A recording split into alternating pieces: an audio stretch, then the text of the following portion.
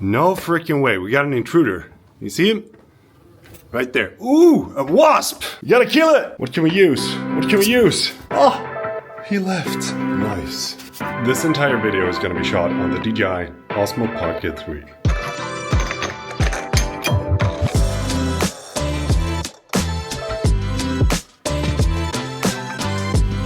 Alright, I'm kidding. I'm gonna use some drone shots as well to make it a little bit more interesting. But the majority of this video is gonna be shot on the OSMO Pocket 3.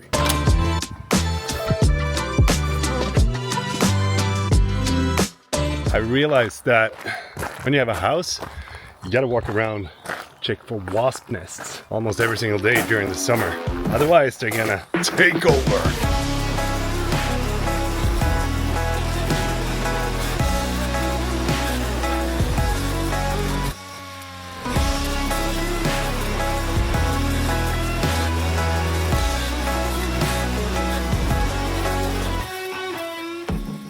Well, that looks a lot better.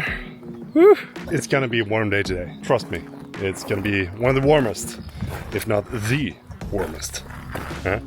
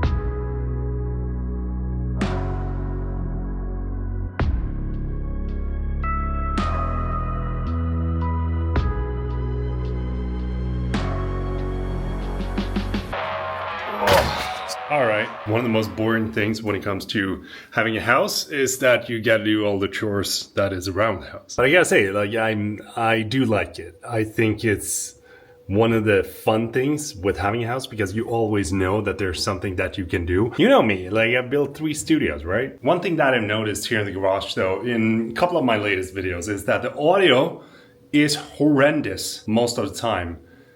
It bounces like everywhere. So I gotta fix that somehow. And I've been trying to put up these, like, I don't know if you can see them here, but acoustic panels. I need way more because I don't think that they actually do that much. And some of you saw that I put some curtains on a rail as well. And the majority of the time, whenever I'm recording my videos, I use this, the ECM B1M.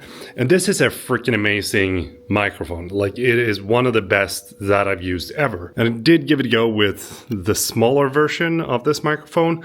It does sound like so-and-so. So I was thinking of which kind of microphone that I needed to have in the garage to be able to have something that is simple but doesn't require me to plug in a microphone cable, what do you say, like 3.5mm cable into the camera, and then something that's powered with a battery. So my first thought was using the Sony ECM S1.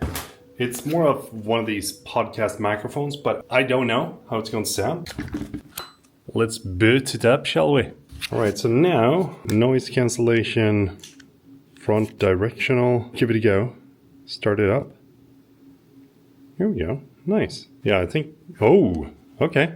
Let's do a little bit of a recording and see what happens. I have no idea if the audio is better right now, but it would be good because now I got it closer to my mouth and then I could actually record videos with a little bit better audio quality until I got this fixed. But then I thought to myself, wouldn't it be cool to just use the DJI mic? Because they released this tiny extension, I guess you can say, where you just plug it into the hot shoe of the camera and then just have one of those microphones on. I think that that is going to be a great solution.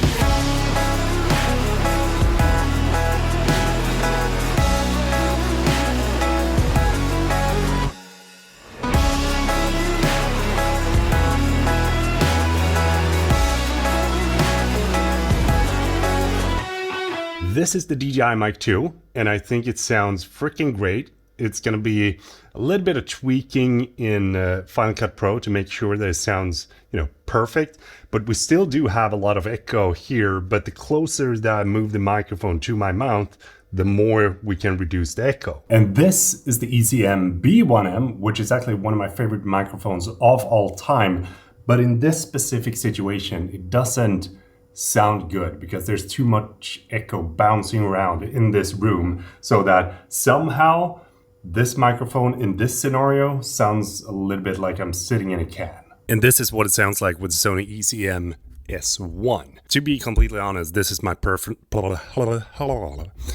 favorite sound, and I would love to have this as a, everyday sound here in the studio, but without holding the microphone. And that's why I think that having the DJI Mic 2, whenever I do these talking heads, is probably going to be the best solution and the best compromise as well, because then I'm going to be able to have both hands free. You can hear the difference, and every microphone has a little bit of good and a little bit of bad, but I'm actually kind of surprised how bad the ECM B1M performed in this specific situation. I thought it would be kind of easy to reduce the echo in Final Cut Pro, but it seems like I need to have the microphone closer to my mouth. I gotta say that the face tracking in this thing is actually kind of wild. I didn't think it was going to be this good, but it feels like it's really following along whenever I'm doing my movements. And even when you're doing like this, it's sort of like, trying to figure out where the face is. That is wild. It's quick, right? All the audio that you've been hearing throughout this video is actually through the internal microphone off the camera. So I haven't used any sort of external microphone, even though you do get one in the Creator Combo, which I think is nice. But I do think when it comes to starting things up, it's a little bit more of a hassle to have more things than just pressing the button and recording. I'm not entirely sure if I would use this instead of something like the ZV-E1, mainly because you're kind of limited with what you can capture. But what I really do think is one of this camera's strengths is how easy it is to bring up from your pocket or camera bag and just grab a couple of quick B-roll shots. And I am very impressed about how blurry the background looks when you get close to subjects. And also being able to have 4K 120, that is wild. You can get some really nice, smooth looking B-roll. Take a look at this.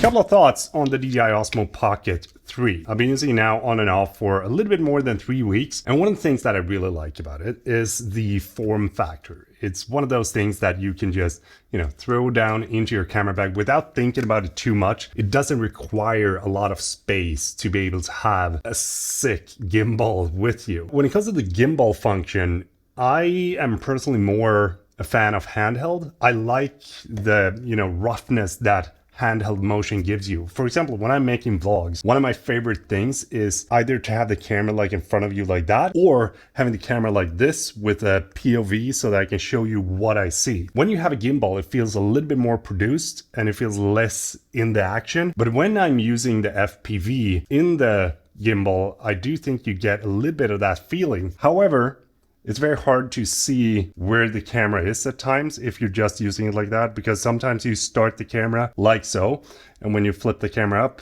then the gimbal is going to be pointing up. But looking through the footage of this camera, I gotta say, I'm impressed. The blurriness and being able to have that shallow depth of field whenever you're shooting a little bit of B-roll, 4K 120, D-Log, I like it, and I think DJI definitely hit a home run with this. I would probably not replace this with the ZV-1 or the CVE-1 that I use whenever I'm making vlogs, mainly because I like the image quality coming out of full frame. But then again, this thing for daily content, being able to go out with your family without bringing the big camera, grabbing this camera, just documenting stuff. The things that I don't like though, it feels like it's gonna break quite easily. And I'm probably getting this feeling because I use my gear to its fullest extent. Some people are going to say like, well, it's because you are, you're not careful with your gear, but I am. I'm actually just using it, trying to get the shot whenever I am getting the shot. I would have also loved if there was a possibility to have the screw here in the bottom instead of having to attach the extra battery to be able to have the screw mount in the bottom here. Because sometimes you don't want to have the extra battery with you, just want to have a tripod like that. So that is probably my biggest complaint on it, but I do like the fact that when you just flip it up like this, you can shoot vertical or horizontal depending on your situation, and it just works. That is freaking amazing. I also did notice that since it's such a small camera, whenever you're trying to get those smooth, handheld gimbal shots, it is really prone to getting the up and down motion because there's nothing stabilizing that, and it's so easy for you to shake it because it's such a lightweight camera as well. So you really got to plan out your shot and move in very subtle directions whenever you use this. But all in all, looking at the image quality, the ease of use, and how freaking tiny this camera is, and you have a 1-inch sensor that gives you that shallow depth of field. I like it. I think it's cool. I'm guessing that the majority of things that I'm going to use this for is some quick B-roll. I'm probably going to have it in my camera bag whenever I'm traveling, bring it out, grab a couple of quick B-roll shots if I don't have this camera, and maybe at times, just following someone to get sort of like an epic shot, and more like an additional camera rather than my main camera. I don't feel that this is a replacement to the things that I do, but I do think if you're just starting out and you want to have a simple camera that does everything in one small tiny package, you can't go wrong with this. It's a great camera. And just for the record, DJI did not send this over to me. I purchased it myself. I tried it out without anyone telling me what to do. I just wanted to give it a try and see if I actually like this. But sometimes you need to have that extra camera in order to get the shot. Am I right? Okay, so if you like this video, do drop a comment down below, and don't forget to subscribe because I would love to see you in the next video. Take care. Peter from Sweden is saying goodbye.